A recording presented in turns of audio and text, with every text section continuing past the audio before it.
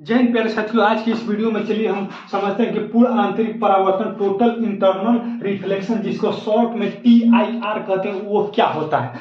देखिए, ये पूर्ण आंतरिक परावर्तन पढ़ने से पहले आपको ये जानना जरूरी होगा कि क्रांतिक कोण क्या होता है। यदि क्रांतिक कोण क्या होता है आप नहीं जानते हैं तो मैं भी इस वीडियो के डिस्क्रिप्शन में लिंक डाल दूंगा, आप जाकर देख सकते हैं। तो देखिए, पूर्ण आंतरिक परावर्तन को देखिए डायग्राम से समझते हैं। जैसे जैसे हम जानते हैं कि प्रकाश जब एक माध्यम से दूसरे माध्यम में प्रवेश करती है तो अपने मार्ग से विचलित हो जाती है। इस घटना को तो हम प्रकाश का अपवर्तन कहते हैं। लेकिन अपवर्तन दो प्रकार का होता है, ठीक। जैसे मानिए पहला माध्यम कैसा हो गया, सघन हो गया, और दूसरा माध्यम क्या हो गया, विरल हो गया। पहला माध्यम सघन हो गया, दूसरा माध्यम विरल हो गया। तो सघन माध्यम से जब प्रकाश विरल माध्यम में प्रवेश करती है तो ये हमारा अभिलंब हो गया। तो ये क्या होता है, ये जाना चाहिए था सीधे, लेकिन ये अभिलंब से दूर हटती है। तो अभिलंब से दूर हटते हटते हटते ये इतना हट जाए कि ये 90 डिग्री हो जाए। ये अभिलंब है और ये आपतित किरण है। तो ये इन दोनों के बीच बने कोण को हम क्या कहते हैं, आपतन कोण कहते हैं। क्या, आपतन आपतन कोण, आपतन कोण आई कहते हैं, ठीक। और ये देखिए, ये जो होता है ये अभिलंब और अपवर्तित किरण के बीच बने कोण को क्या कहते हैं हम, अपवर्तन कोण,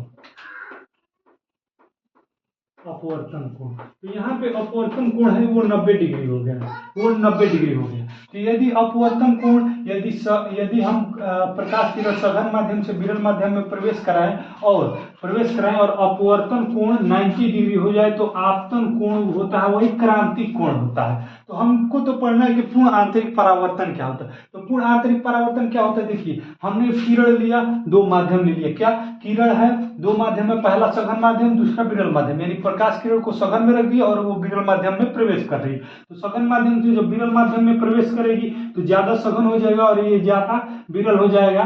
तो ये जो अपवर्तन कोण है ये 90 डिग्री हो जाए। तो किसी प्रकार यदि ये अपवर्तन कोण 90 डिग्री हो जाए तो ये आपतन कोण को ही हम क्या कहते हैं, क्रांतिक कोण कहते हैं। तो यदि ये आपतन कोण है और ये अपवर्तन कोण, ये अपवर्तन कोण 90 डिग्री हो गया तो इस आपतन कोण ये बराबर होता है क्रांतिक कोण। मतलब ये आपतन कोण को हम क्या कहते हैं, क्रांतिक कोण कहते हैं, ठीक।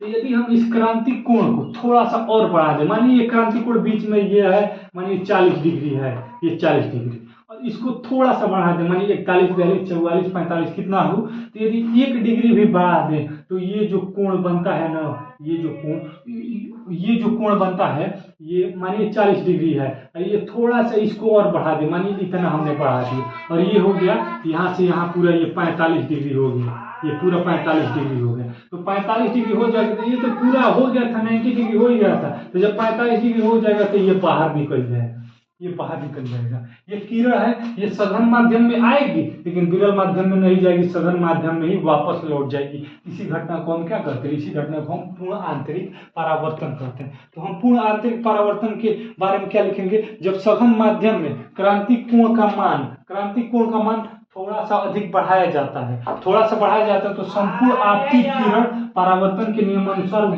सघन माध्यम में ही वापस लौट जाती है। इसी घटना को हम क्या कहते हैं, पूर्ण आंतरिक परावर्तन कहते हैं। तो हम क्या लिखेंगे माध्यम में,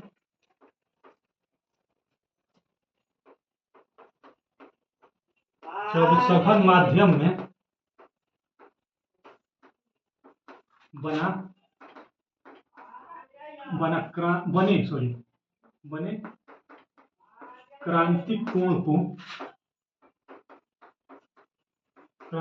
को थोड़ा सा बढ़ाते हैं। क्या, जब सघन माध्यम में बने क्रांतिक कोण को थोड़ा सा बढ़ाते हैं तो संपूर्ण आपतित किरण, आने वाले किरण, संपूर्ण आपतित किरण परावर्तन के नियमानुसार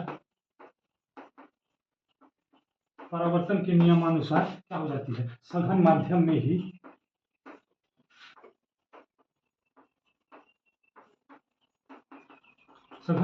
ही वापस लौट जाती है।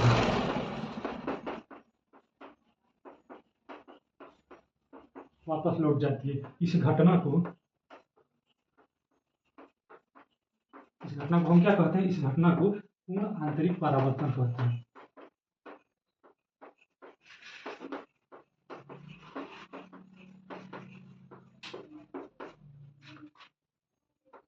परावर्तन यदि आपसे कोई पूछे पूर्ण आंतरिक परावर्तन किसे कहते हैं तो हम क्या बताएंगे? पूर्ण आंतरिक परावर्तन किसे कहते हैं यदि हमको कोई पूछ दिया तो हम ये बताएंगे कि यदि सघन माध्यम बना क्रांति कोण को थोड़ा सा बढ़ाते हैं, क्या यदि सघन माध्यम में बना क्रांति कोण को थोड़ा सा बढ़ाते हैं तो संपूर्ण आपतित किरण सघन माध्यम में ही वापस लौट जाती है। इसी घटना को हम क्या कहते हैं? पूर्ण आंतरिक परावर्तन, जिसको अंग्रेजी में टोटल इंटरनल रिफ्लेक्शन, जिसको शॉर्ट में TIR कहते हैं। बहुत ही मोस्ट इंपोर्टेंट हेडिंग है, ठीक है। इसको बढ़िया से ये डायग्राम और ये जो इसकी परिभाषा है ये आपको याद रखना है, ये एग्जाम में कई बार पूछा है। तो देखिए हमने ये तो जान लिया कि पूर्ण आंतरिक परावर्तन क्या होता है। और पूर्ण आंतरिक परावर्तन का उदाहरण क्या हो जाएगा? तो उदाहरण में हम लिख लेंगे कांच में पड़ी दरारों का चमकना। जैसे आप देखेंगे कि दरवाजे पे या जंगले पे जो कांच लगा होता है कभी कभी फूट जाता है, कोई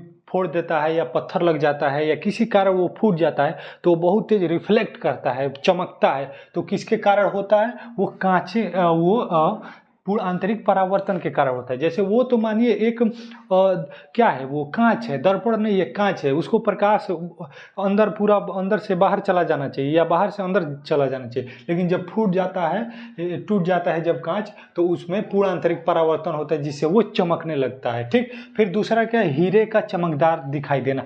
हीरा देखते हैं यदि सूर्य के प्रकाश के पास रखेंगे तो कितना चमचम चमचम पूरे चारों ओर दिखाई देता है। वो किसके कारण चमचमाता है? वो चमकदार होता है, वो पूर्ण आंतरिक परावर्तन के कारण होता है। तीसरा है जल में परखनली का चमकीला दिखाई देना। परखनली क्या होता है? टेस्ट ट्यूब जैसे ऐसे टाइप में नहीं होता है, रुकिए ऐसे बना देते हैं, ऐसे करके होता है, इसमें कोई डाल देते हैं सब केमिस्ट्री वाले और इसमें जांच करते हैं। ये परखनली होता है। जब पानी का एक ग्लास रहेगा और उसमें आप जब परखनली डाल देंगे तो उसमें पूर्ण आंतरिक परावर्तन होगा और परखनली क्या होगा? चमकने लगेगा, ठीक है। और चौथा उदाहरण इसका रेगिस्तान में मरीच का। अब जैसे आप कहीं लंबा टूर कर रहे हैं, 4 लेंथ पे जा रहे हैं बस में या कुछ ऐसे चीज़ में बैठे हैं जहाँ रोड हो, पूरा चौड़ा हो, ज़्यादा धूप हो, तो लगता है रोड पे पानी है, ठीक है। 4 लेंथ रोड है और आप यात्रा कर रहे हैं, बस में आगे बैठे हैं, दूर दिखाई देता है कि पानी है, रोड पे पानी है, लेकिन आप पास जाते हैं तो रोड पे पानी नहीं होता है। वो क्या होता है? वहाँ पे पूर्ण आंतरिक परावर्तन की घटना होती है, जिसको रेगिस्तान में मरीचिका का मतलब होता है भ्रम। तो ये सब क्या है? ये सब पूर्ण आंतरिक परावर्तन के उदाहरण है।